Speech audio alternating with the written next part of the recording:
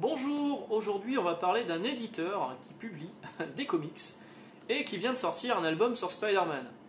Vous allez me dire c'est Panini, non c'est pas Panini, c'est iComics, voilà. Qui vient de sortir l'art de Spider-Man Miles Morales, tout l'art du jeu, dans un grand format qui coûte 35 euros, c'est un vrai artbook pour le coup. Ils avaient déjà fait ça avec le précédent jeu Spider-Man qui était celui-ci, qui était sorti sur PS4 en 2018, voilà, 2018, que j'avais adoré, que j'ai vraiment trouvé très très bon, un vrai régal sur PS4. La douille, c'est que j'aurais voulu le refaire sur PS5, mais si vous voulez le refaire sur PS5, la mise à jour n'est pas gratuite, la mise à niveau PS5 n'est pas gratuite, elle n'est même pas disponible du tout, je crois d'ailleurs. Il fallait acheter l'édition spéciale de Spider-Man Miles Morales, merci. En plus de ça, ils ont changé le design de Peter Parker qui était là vraiment bon, je trouvais. Et ils l'ont changé donc sur Miles Morales et sur le remake PS5 de Spider-Man. Et je le trouve trop adulte en fait. Il y a un truc qui va pas, il y a un truc qui colle pas.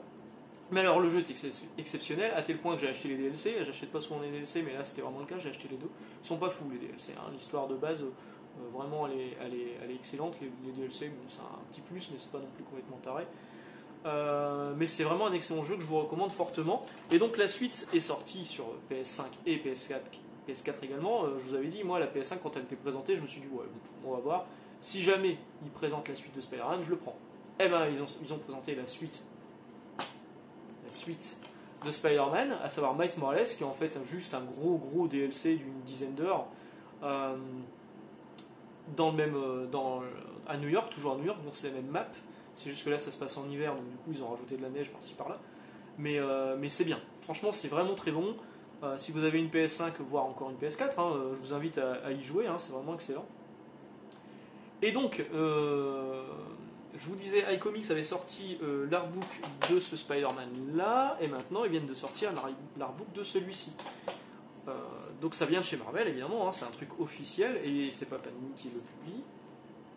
Voilà, c'est très cool, c'est vraiment très beau. Maintenant, il y a beaucoup d'artwork. C'est dur à vous montrer. Il y a beaucoup d'artwork sur le jeu, il y a beaucoup d'explicatifs. Maintenant, moi, là où j'étais un peu déçu, c'est qu'on ne revient pas sur le développement du jeu.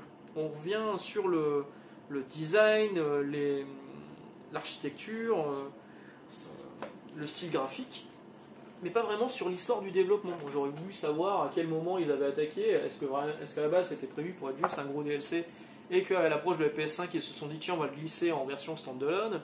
J'aurais voulu savoir ça. Il y a quand même un truc que j'ai appris dedans, c'est que Javier Garron, qui est un dessinateur plutôt réputé, a participé au design d'un des costumes. Donc on voit ici le design du costume auquel il a participé. Le costume s'appelle le Track pour Time Response Activated Circuit Kinetic Suit. C'est cool d'apprendre ça, enfin vraiment. Après, si je m'étais penché sur les crédits de fin, j'aurais vu un moment passer voir passer Javier Garron. Je crois même que dans les crédits, on remercie Brian Michael Bendis, parce que c'est lui qui a créé le personnage de Miles Morales. Et donc voilà, c'est vraiment un très bel ouvrage. Pour les gens qui ont aimé le jeu, c'est un beau cadeau, c'est un truc vraiment cool. Maintenant, ouais, moi j'étais un tout petit peu déçu sur le fait que ça soit trop corporate, on va dire.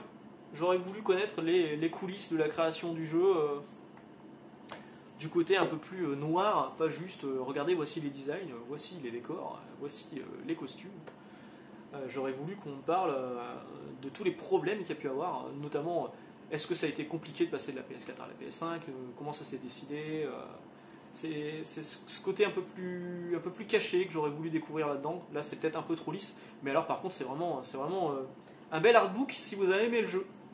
Voilà, sur ce je vais vous souhaiter une bonne journée et puis on se dit à très bientôt. Ciao.